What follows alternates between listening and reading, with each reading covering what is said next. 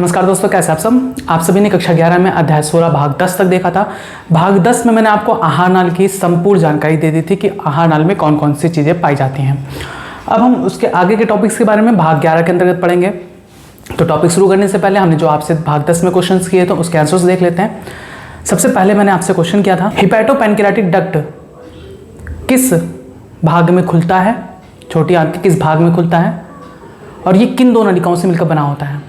तो हिपैटोपैनक्रियाटिक डक्ट छोटी आंत की ग्रहणी भाग में खुलता है और ये दो नलिकाओं, एक बाइल डक्ट यानी पित्तवाहिनी तथा पित्तवाहिनी जो कि यकृत से या पित्ताशय से निकल के आती हैं, और दूसरा अग्न्याशयी वाहिका या नलिका जिसे हम पैनक्रियाटिक डक्ट कहते हैं, इन दोनों से मिलकर हिपैटोपैनक्रियाटिक डक्ट बना होता है। दूसरा क्वेश्चन ये थे कि पित्ताशय से निकलने वाली नलिका को क्या कहते हैं, तो इसका आंसर है सिस्टिक डक्ट।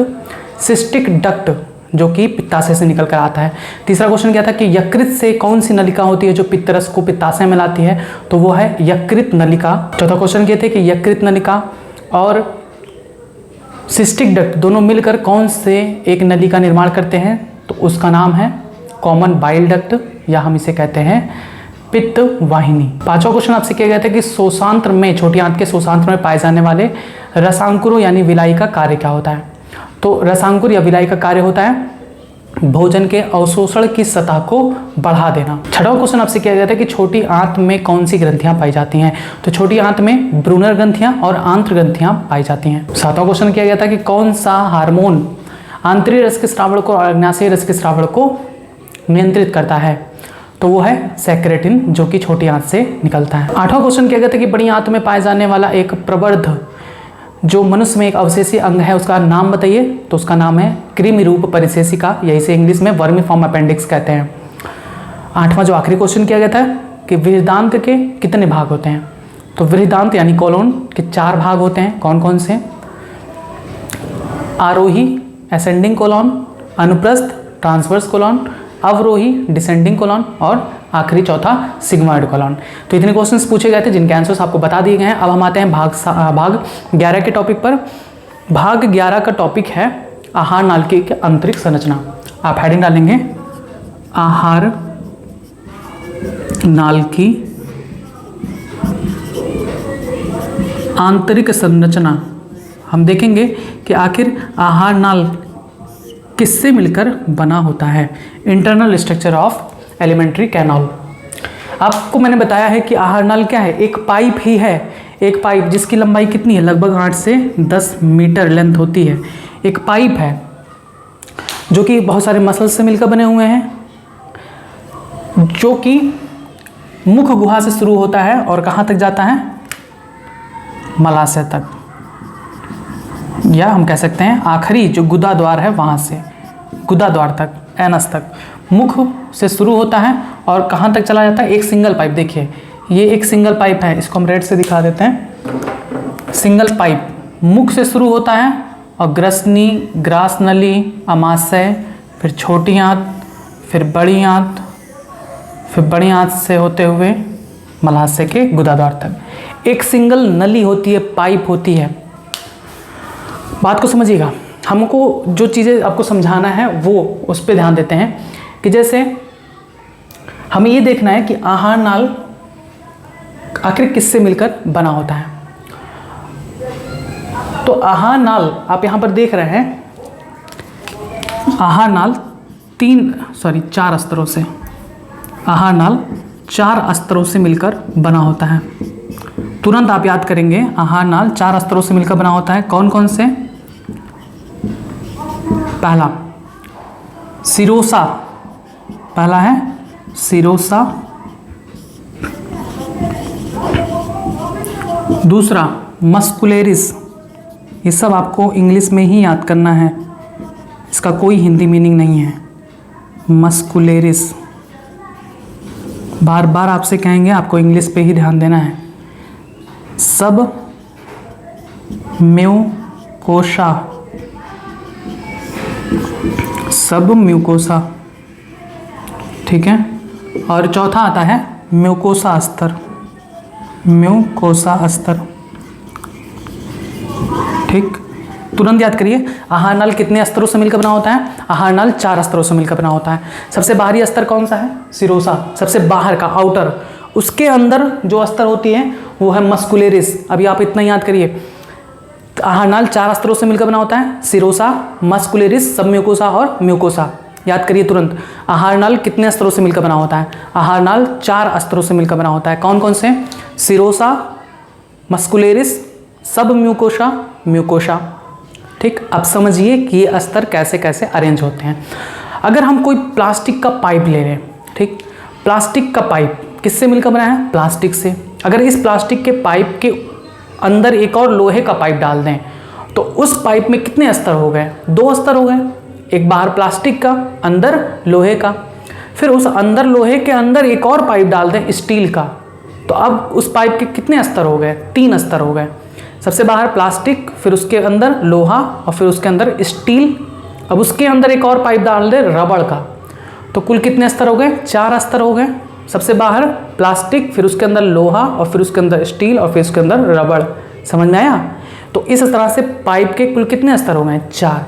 उसी तरीके से आहार नाल जो हमारी होती हैं उसके भी 4 स्तर होते हैं। जो सबसे बाहर वाला स्तर होता है उसे हम सिरोसा कहते हैं, उसके जस्ट अंदर जो होता है उसे हम मस्कुलेरिस कहते हैं, उसके जस्ट अंदर जो होता है उसे हम सबम्यूकोसा कहते हैं, और जब से सबसे आंतरिक जो सतह परत होती है, स्तर होता है, उसे हम म्यूकोसा कहते हैं। ठीक, कन्फर्म है? आहार नाल के 4 स्तर। सबसे बाहरी कौन सा है? देखिए, यही है आहार नाल पाइप। यहाँ पे हमने इसको काट कर इसको और जूम करके दिखाया है कि इसके अंदर कौन कौन सी परत पाई जाती हैं। तो इसके अंदर 4 परत पाई जाती हैं। सबसे पहला, सबसे बाहरी स्तर कौन सा है? सिरोसा। ठीक है, सबसे बाहरी। उसके अंदर मस्कुलेरिस। देखिए, मस्कुलेरिस के 2 स्तर होते हैं, एक आउटर और दूसरा इनर। 2 स्तर होते हैं मस्कुलेरिस के, आउटर यानी बाह्य और दूसरा इनर यानी अंतः। और फिर इसके बाद जो स्तर आती है ये वाली स्तर, ये स्तर कौन सी है? सब म्यूकोसा स्तर है। और सब म्यूकोसा स्तर के अंदर जो स्तर होती है, जो रेड कलर से आपको दिखाया जा रहा है, जिसमें आप ऐसे फोल्डिंग देख रहे हैं, ये आंतरिक स्तर है, वो कहलाता है म्यूकोसा। समझ में आया? क्लियर है? हमारी जो आहार नाल की पाइप है वो कितने स्तर से मिलकर बनी है? लोहा स्टील से नहीं बनी है। वो आपको सिर्फ समझाने के लिए बता रहे थे।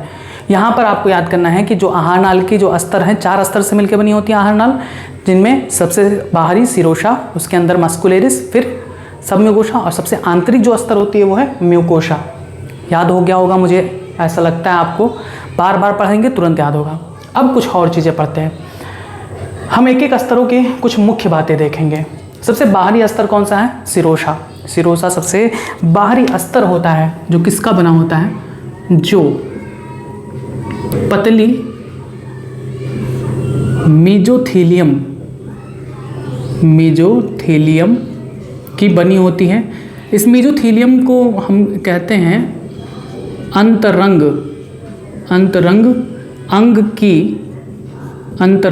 की उपकला।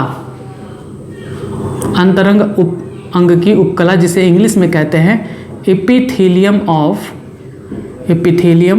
ऑफ विसरल ऑर्गन, तथा संयोजी ऊतकों से मिलकर बनी होती है। तथा संयोजी ऊतकों से मिलकर बनी होती है। ठीक है, याद करिए तुरंत सिरोसा के बारे में। सिरोसा सबसे बाहरी परत होती है। सिरोसा आहार नाल की सबसे बाहरी परत होती है, जो कि पतली मेजोथेलियम से मिलकर बनी होती है और संयोजी ऊतक से मिलकर बनी होती है। वो पतली मेजोथेलियम कौन सी है? अंतरंग अंग की उपकला, एपिथेलियम ऑफ विसरल ऑर्गन, तथा संयोजी ऊतकों से मिलकर बनी होती है। दूसरे स्तर की बात करें, मस्कुलेरिस। तो मस्कुलेरिस जो होता है, इनमें 2 स्तर पाई जाती हैं। एक होती है बाह्य, जो कि है लॉन्गिट्यूडिनल यानी अनुदैर्ध्य। बाह्य अनुदैर्ध्य होती है, पेशियों से मिलकर बनी होती है। अनुदैर्ध्य पेशियों से, मस्कुलेरिस है ना, मसल से बनी होती है। तो 2 मसल्स होते हैं। एक सबसे बाहरी वाला जो है बाह्य वाला, वो अनुदैर्ध्य पेशियों से मिलकर बना होता है, और जो अंतः होता है वो वर्तुल पेशियों से मिलकर बना होता है। वर्तुल यानी सर्कुलर। ठीक है, वर्तुल पेशियों से मिलकर बना होता है।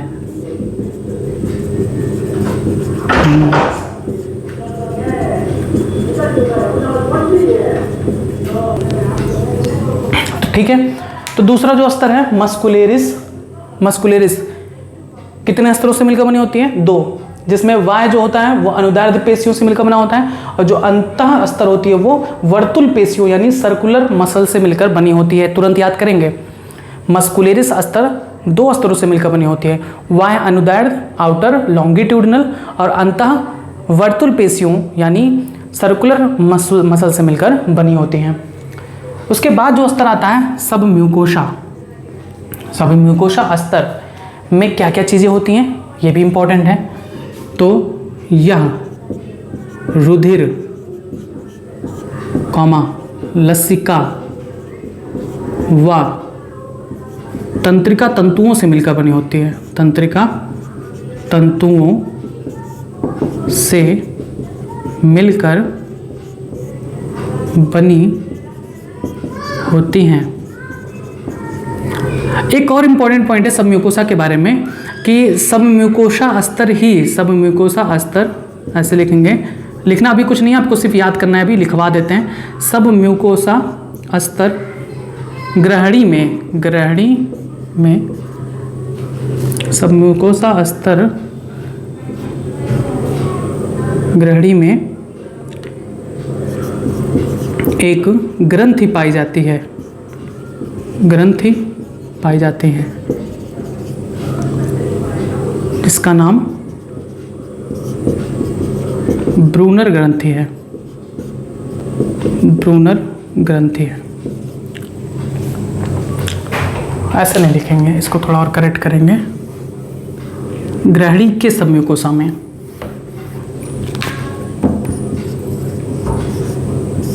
ग्रहणी के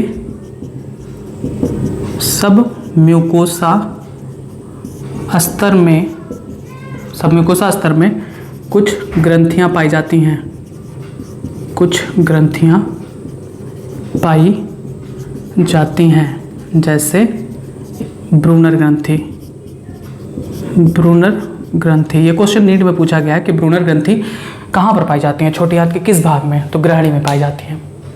अगला जो आता है वो है म्यूकोसा। म्यूकोसा अस्तर बहुत इंपॉर्टेंट है, यहाँ से क्वेश्चन खूब पूछे जाते हैं।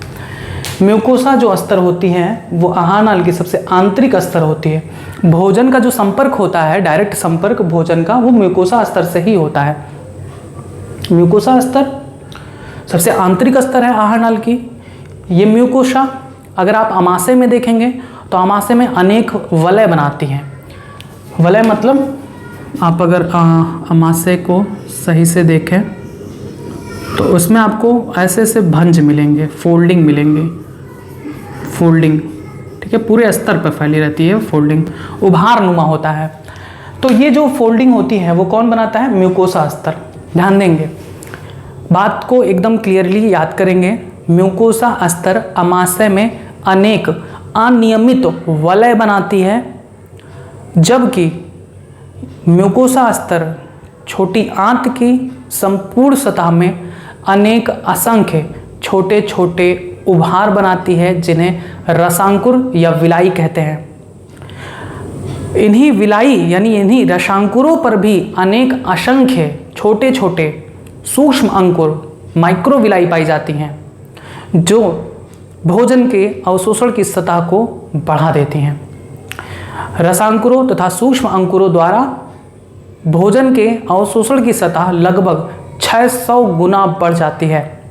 ये सब इंपॉर्टेंट पॉइंट है, याद करने वाली हैं। देखिए, म्यूकोसा जो अस्तर होती है वो इस तरह से, जो आप देख रहे हैं, ये आपको विलाई की संरचना दिखाई दे रही है, थोड़ा बड़ा बना दिया है, लेकिन इसके और भी छोटे होते हैं ये। लेकिन म्यूकोसा सबसे आंतरिक अस्तर होती है, जो अगर आप स्टमक में देखेंगे, यहाँ पर स्टमक में ये जो आंतरिक अस्तर है वो ऐसे ऐसे फोल्डिंग बनाती है, बहुत सारे फोल्डिंग होते हैं, पूरे दीवार पर होती है, पूरे सतह पर। ठीक, अंदर भी, यहाँ पर भी है फोल्डिंग, क्योंकि अंदर का भी तो अस्तर है। तो इतने बड़े बड़े वलय बनाती है। तो हम याद करेंगे, आप याद करेंगे, हमें तो याद ही है, कहेंगे म्यूकोसा आमाशय में अनेक अनियमित वलय यानी फोल्ड्स बनाती है, जबकि नहीं लिखेंगे किंतु छोटी आंत की संपूर्ण सतह पर अगर आप छोटी आंत को देखें यहाँ से लेकर यहाँ तक संपूर्ण सतह पर अनेक छोटे छोटे प्रवर्ध बनाती है।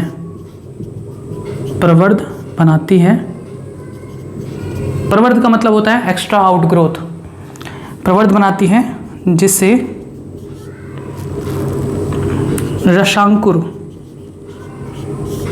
रसांकुर या विलाई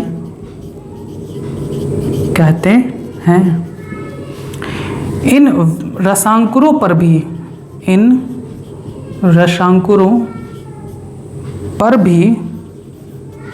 अनेक सूक्ष्म अंकुर को क्या कहेंगे? माइक्रोविलाई पाए जाते हैं, जो भोजन के अवशोषण की सतह को लगभग 600 गुना बढ़ा देते हैं। आपको मैंने बताया था कि विलाई का कार्य क्या है? भोजन के अवशोषण की सतह को बढ़ा देना, और ये कितना बढ़ा देता है? 600 गुना बढ़ा देता है। ये था इंपॉर्टेंट पॉइंट आहार नाल की आंतरिक संरचना के बारे में। आपने देखा कि आहार नाल की आंतरिक संरचना 4 स्तरों से मिलकर बनी होती है: सिरोसा, मस्कुलरिस, सबम्यूकोसा और म्यूकोसा। आपको यहाँ पर ये सारी चीज़ें याद करनी है, कुछ भी नहीं छोड़ना है, क्योंकि नीट में खूब क्वेश्चंस पूछे जाते हैं। डायरेक्ट फिगर देकर पूछ लिया जाता है कि कौन से भाग को क्या कहते हैं। तो सबसे बाहरी भाग है सिरोसा, उसके अंदर 2 लेयर होती हैं मस्कुलरिस की, आउटर लॉन्गिट्यूडनल और इनर सर्कुलर मसल से मिलकर बनी होती हैं। और तीसरा सबम्यूकोसा होता है, चौथा म्यूकोसा स्तर होता है। अगर सिरोसा की बात की जाए तो सिरोसा क्या है? सबसे बाहरी परत, जो किसकी बनी होती है? मेसोथीलियम, पतली मेसोथीलियम की बनी होती है। उस मेसोथीलियम को क्या कहते हैं? अंतरंग अंगों की उपकला से मिलकर बनी होती तथा संयोजी ऊतक से मिलकर बनी होती हैं। उसके बाद अगर हम देखें मस्कुलरिस स्तर के बारे में, तो मस्कुलरिस स्तर 2 स्तरों से मिलकर बनी होती हैं, बाह्य अनुदैर्ध्य पेशियों तथा अंतःवर्तुल पेशियों से मिलकर बनी होती हैं। सबम्यूकोसा के बारे में कि यह रुधिर, लसिका तथा तंत्रिका तंतु से मिलकर बना होता है। सबम्यूकोसा अगर आप ग्रहणी में देखें तो ग्रहणी में सबम्यूकोसा में कुछ ग्रंथियां भी पाई जाती हैं। ये क्वेश्चन नीट में पूछा गया है। कौन सी ग्रंथि पाई जाती है? ब्रूनर ग्रंथि पाई जाती है। क्वेश्चन इसी तरह से पूछा गया था कि ब्रूनर ग्रंथि छोटी आंत के किस भाग में पाई जाती है? ग्रहणी में पाई जाती है। चौथा सबसे आंतरिक परत होता है म्यूकोसा। म्यूकोसा सबसे आंतरिक परत है जो अमाशय में बहुत सारे अनियमित वलय बनाता है तथा छोटी आंत की संपूर्ण सतह पर अनेक छोटे छोटे प्रवर्ध बनाता है, जिसे हम रसांकुर कहते हैं। रसांकुरों पर भी अनेक सूक्ष्म प्रवर्ध पाए जाते हैं, जिसे हम माइक्रोविलाई कहते हैं, और इनसे भोजन के अवशोषण की सतह लगभग 600 गुना बढ़ जाती है। इन रसांकुरों और सूक्ष्म अंकुरों की संरचना हम आगे आपको बताएंगे, ठीक है। उससे पहले हम देखेंगे कि जो म्यूकोसा स्तर है छोटी आंत में, म्यूकोसा स्तर में कौन कौन सी कोशिकाएं पाई जाती हैं। आइए, फिगर आपने समझ लिया है। ये फिगर आप बना लेंगे क्योंकि ये पूछा जाता है। आपको ऐसे बनाना है, ये तो हम आपको समझाने के लिए इधर साइड में ऐसे बनाती हैं। आपको इस तरह से बनाना है जैसे एनसीईआरटी में दी गई है, ठीक है। 4 स्तर पाए जाते हैं। अब हम देखेंगे कि जो सबसे आंतरिक स्तर है म्यूकोसा, वो छोटी आंत में कितनी कोशिकाएं उसमें पाई जाती हैं। उन कोशिकाओं का इंपॉर्टेंस बहुत है, बार बार नीट में पूछा जाता है कि उन कोशिकाओं का कार्य क्या है।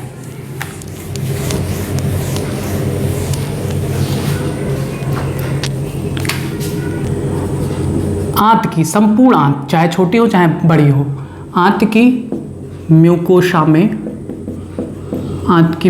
में 4 प्रकार की कोशिकाएं पाई जाती हैं।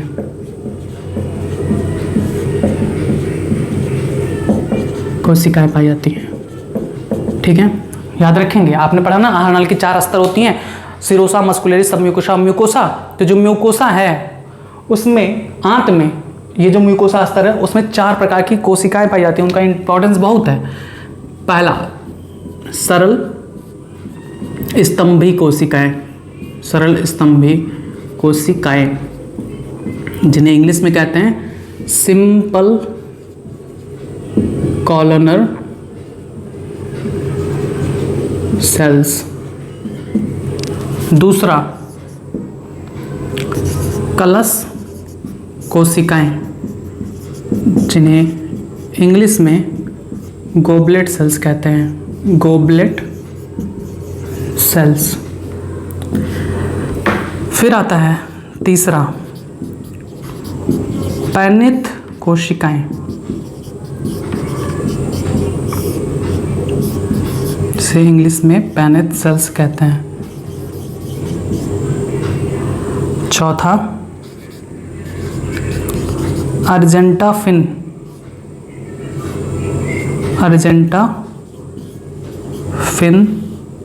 कोशिकाएं।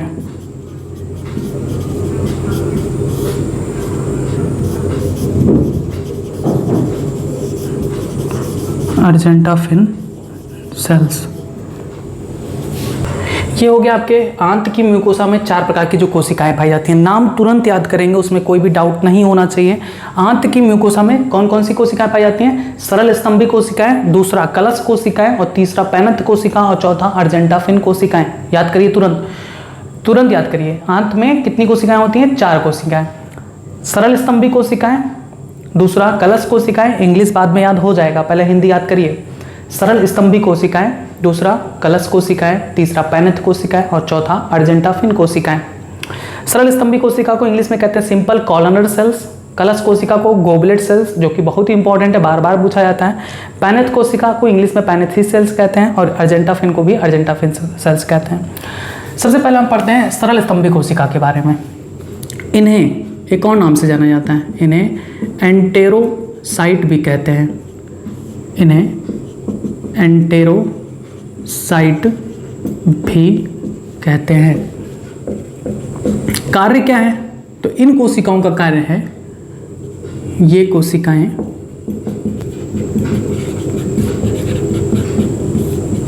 पचे हुए भोजन का अवशोषण करती हैं। पचे हुए भोजन का अवशोषण करती हैं। आंत में जब पाचन पूर्ण हो जाता है तो पचे हुए जो भोजन होते हैं उसका अवशोषण कौन करती हैं? सरल स्तंभी कोशिकाएं। इनकी स्वतंत्र सतह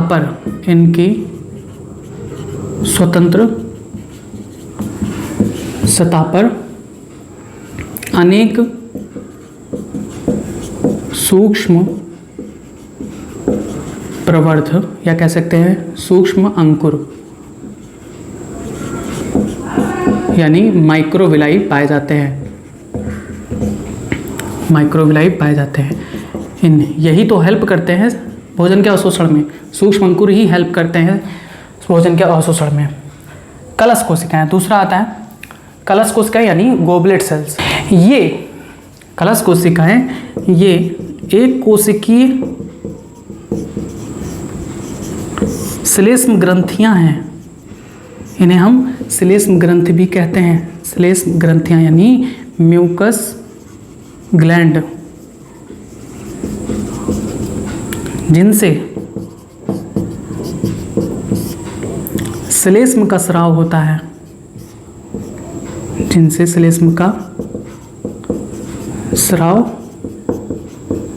है, जो भोजन को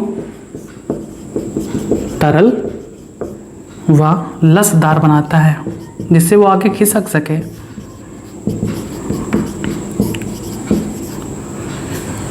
ये बहुत इंपॉर्टेंट है। कलश कोशिकाएं यानी गोबलेट सेल्स। बार बार पूछा जाता है कि श्लेष्म ग्रंथियों का निर्माण किनसे होता है, म्यूकस ग्लैंड का निर्माण किससे होता है, तो वो होता है कलश कोशिकाओं यानी गोबलेट सेल्स से। नेक्स्ट तीसरा आता है पैनिथ कोशिकाएं। इनके बारे में क्या इंपॉर्टेंट है? तो पैनिथ कोशिकाएं, इन्हें सबसे पहला इंपॉर्टेंट पॉइंट यही कि जाइमोजेनिक कोशिका कहते हैं। इन्हें जाइमोजेनिक कोशिकाएं यानी जाइमोजेनिक सेल्स भी कहते हैं। ये इनका कार्य क्या है? आधार भाग में मिलती हैं तथा सक्कस एंटेरिकस का स्राव करती हैं। Succus entericus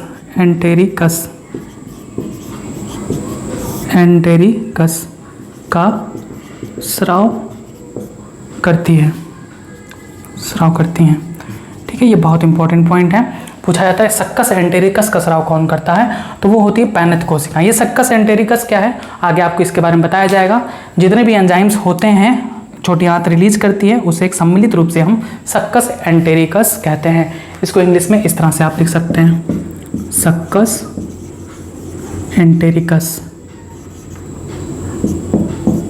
entericus. अगला जो आखिरी आता है वो है अर्जेंटाफिन कोशिकाएं। ये सेरोटोनिन नामक हार्मोन का स्राव करती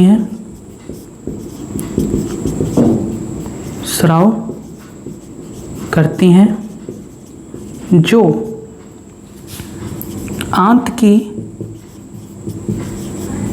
क्रमाकुंचन गति व एपिथेलियमी कोशिकाओं के स्राव को नियंत्रित करती हैं।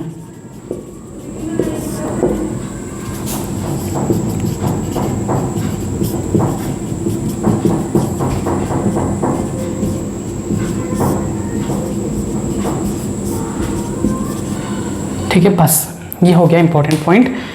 4 कोशिकाएं जो आंत में पाई जाती हैं, इनसे क्वेश्चन लगातार नीट में पूछे जाते हैं, कोई डाउट नहीं है।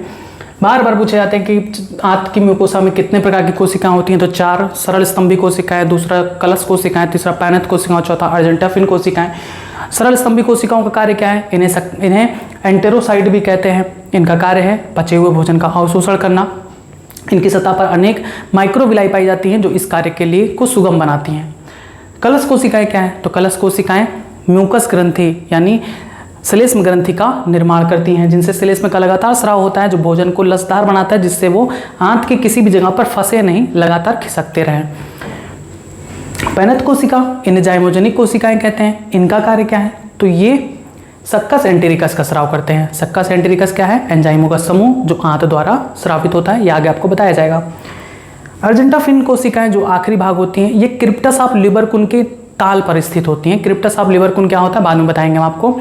उसके एकदम निचले भाग में स्थित होती हैं और इनसे सेरोटोनिन नामक हार्मोन का स्राव होता है, जो आंत में क्रमाकुंचन गति होती है, जिसके द्वारा भोजन आगे बढ़ता रहता है, पेरिस्टाल्सिस मूवमेंट, उसका नियंत्रण करती हैं, तथा एपिथेलियमी कोशिकाओं से क्या स्राव होना है उसका भी नियंत्रण करती हैं। बस ये था आपका आहार नाल की आंतरिक संरचना के बारे में। अब इसके आगे का टॉपिक है रसांकुरों की संरचना, आंतरिक संरचना। रसांकुर का कंप्लीट इंटरनल स्ट्रक्चर क्या है वो हम इसके आगे के टॉपिक में बताएंगे।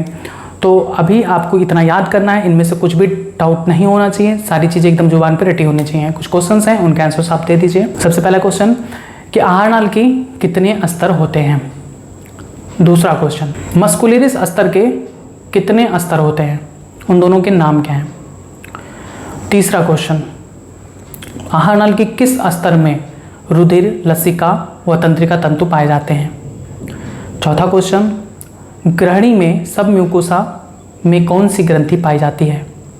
पांचवा क्वेश्चन म्यूकोसा स्तर अमाशय में क्या बनाती है तथा छोटी आंत की संपूर्ण सतह पर क्या बनाती है, उनके नाम बताइए। नेक्स्ट क्वेश्चन सूक्ष्म अंकुर का कार्य क्या है, ये अवशोषण सतह को कितना गुना बढ़ा देती हैं। नेक्स्ट क्वेश्चन आंत की म्यूकोसा स्तर में कितने प्रकार की कोशिकाएं पाई जाती हैं, कौन सी कोशिकाओं को हम एंटेरोसाइट कहते हैं। नेक्स्ट क्वेश्चन सक्कस एंटेरिकस का स्राव करने वाली कोशिका का नाम क्या है। नेक्स्ट श्लेष्म का स्राव करने वाली कोशिकाओं का नाम क्या है। आखिरी क्वेश्चन आंत की क्रमाकुंचन गति का नियंत्रण कौन सा हार्मोन करता है। बस इतने क्वेश्चन का आंसर जल्द से जल्द आप कमेंट बॉक्स में दीजिएगा। इसके आगे के टॉपिक्स के लिए आप जुड़े रहें बायोलॉजी हिंदी चैनल के साथ। धन्यवाद।